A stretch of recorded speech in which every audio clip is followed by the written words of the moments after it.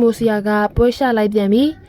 ဇွဲထက်ရွှေဆိုင်ကိုစိတ်မိုဆွဲကြလို့အမည်ပေးလို့တဲ့ကြော်ညာခပေးရမယ်တဲ့အဲ့လို့ဆိုငါတို့ငယ်တုန်းကနေဟင်းဝရံလက်စို့နေတိုးဆွဲကြစီတူလင်းကအဲ့လိုနာမည်တက်ရောင်ကြတာပဲလေ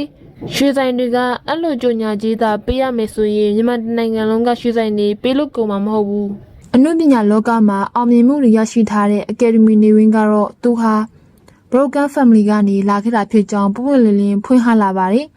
အသက်3နှစ်သားအရွယ်ကလေးကမိဘနှစ်ပါးကွဲကွက်ခဲ့တာကြောင့်မိသားစုနဲ့ပတ်သက်ရင်ရင်းနှီးစရာအတွေ့အကြုံတွေကတော့သူ့ဘဝမှာအများကြီးရှိခဲ့တာပါလို့ဆိုပါတယ်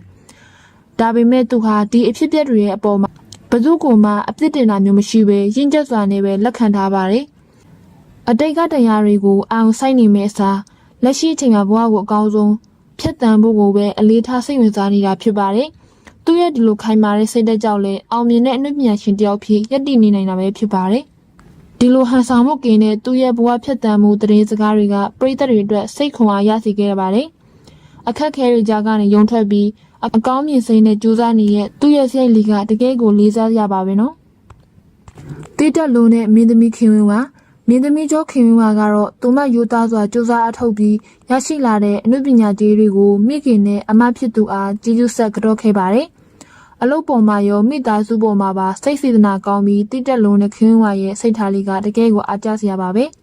ဒီလိုမုံမြတ်တဲ့စိတ်ထားလေးတွေကြောင့်လည်းအနုပညာလမ်းကြောင်းပေါ်မှာဒီနေ့အထိအောင်မြင်မှုတွေစတက်ရရှိနေတာဖြစ်ပါတယ်နော်မိဘကိုတည်တတ်တဲ့သမီးလိမ္မာလေးခင်ဝါအတွက်ပြိသက်ကြီးကဆွတောင်စကားလေးလည်းပြောပြခဲ့ကြပါအောင်နော်။တာမင်စည်းတဲ့ဘဝကနေအောင်မြင်မှုရဲ့ထိတ်တန့်စီတို့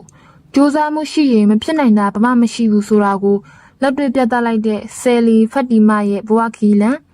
တချိန်ကအောက်ခြေဘဝကနေအာမလျှော့တန်းရုန်းကန်ခဲ့ရပေမဲ့ဒီနေ့မှာတော့သူမရဲ့ဇွဲလုံလတွေကြောင့်အောင်မြင်မှုတရဖူကိုစောင်းနိုင်ခဲ့ပြီဖြစ်ပါတယ်။အခုဆိုရင်ဘန်ကောက်မြို့ထိအလဲအပတ်ခီးစဉ်တွေထွက်နိုင်လောက်အောင်ချမ်းသာကြွယ်ဝလာတဲ့သူမရဲ့ဘဝကတကယ်ကိုအားကျစရာပါပဲ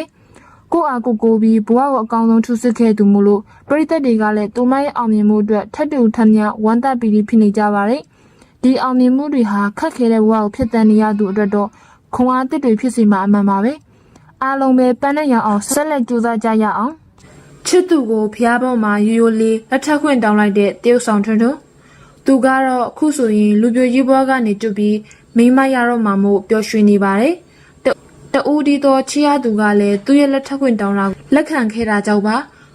ထွန်းထွန်းဟာလူပြိုကြီးဘွားနဲ့နှုပညာအလုပ်တွေလုပ်နေခဲ့သူပါချီရသူကိုဖျားတစောင်းရှောက်